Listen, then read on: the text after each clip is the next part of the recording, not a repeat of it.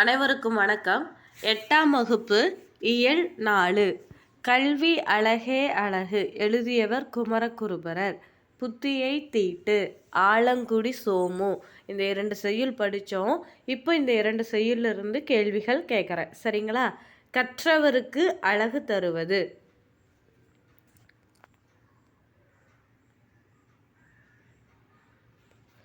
Option D கல்வி. கல்வி தான் ஒரு மனிதனுக்கு மிகச்சிறந்த அழகு, அணிகலன். 2வது கேள்வி, களன் அல்லால் பிரித்தெழுதுக.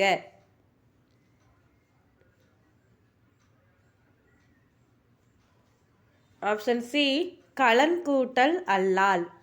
3வது கேள்வி, களன் பொருள் தருக.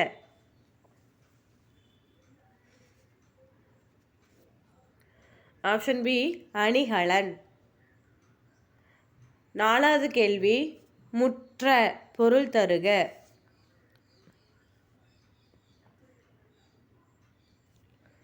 ஆப்ஷன் பி ஒளிர. 5வது கேள்வி, என் நண்பர் பெரும் புலவராக இருந்தபோதும் டேஸ் இன்றி வாழ்ந்தார்.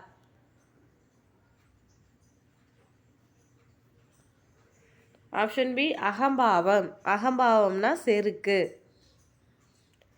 6வது கேள்வி, கோயில் அப்பா பிரித்தெழுதுக. கோயில் கூட்டல் அப்பா. Option C. 7வது கேள்வி, அகம்பாவம் பொருள் தருக.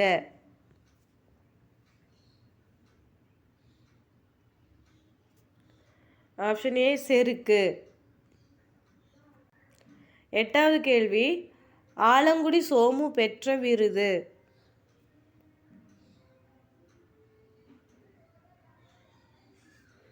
ஆப்ஷன் ஏ கலைமாமணி விருது. 9வது கேள்வி, குமரகுருபரர் எழுதிய நூல்களில் தவறானது.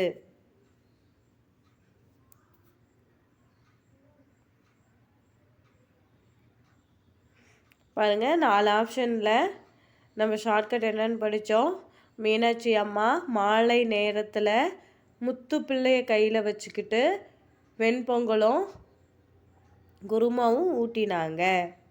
கந்தர் கழிவெண்பா, அதான் வெண்பொங்கல். கையிலை கலம்பகம் கையில். மீனாட்சி அம்மை பிள்ளை தமிழ். மீனாட்சி அம்மா. முத்துக்குமார சுவாமி பிள்ளை தமிழ். சரிங்களா?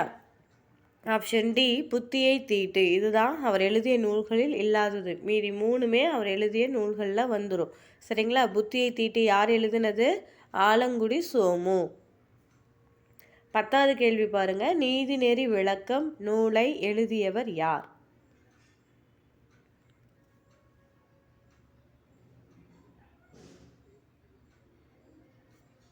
Option A Kumaraguruparar.